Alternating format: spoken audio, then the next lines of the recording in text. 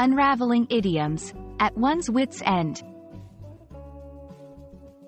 Hello, everyone. Welcome back to our channel, where we dive into the fascinating world of the English language. Today, we're going to explore an idiom that you might have heard but might not fully understand. At one's wit's end. This phrase is rich in meaning and history, and by the end of this video, you'll know exactly when and how to use it. So, let's get started and unravel the mystery behind this intriguing expression. At one's wit's end means feeling extremely frustrated or anxious because you've tried every possible solution to a problem, but nothing has worked. It's the point where you simply don't know what to do next. This idiom is often used in situations that are stressful or when someone is dealing with a problem that seems unsolvable. Understanding this phrase can help you express a deep level of desperation or confusion in a nuanced way. The phrase, "at one's wit's end," has a literary origin, dating back to the 16th century.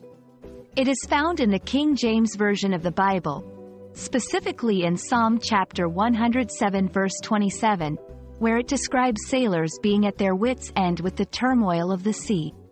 Originally, wits referred to the mental faculties, so being at your wit's end meant that you had exhausted your mental resources.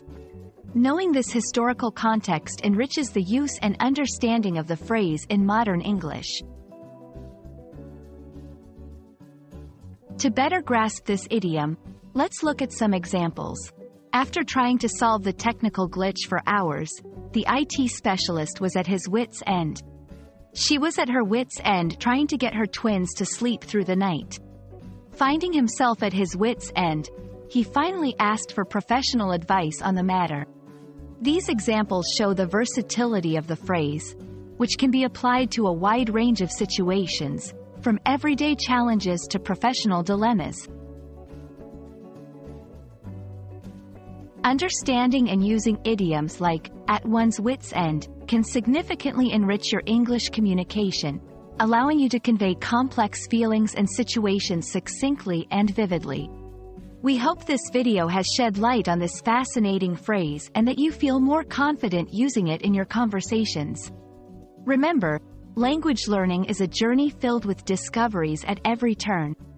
Thank you for watching, and we look forward to exploring more interesting aspects of the English language with you. See you in the next video.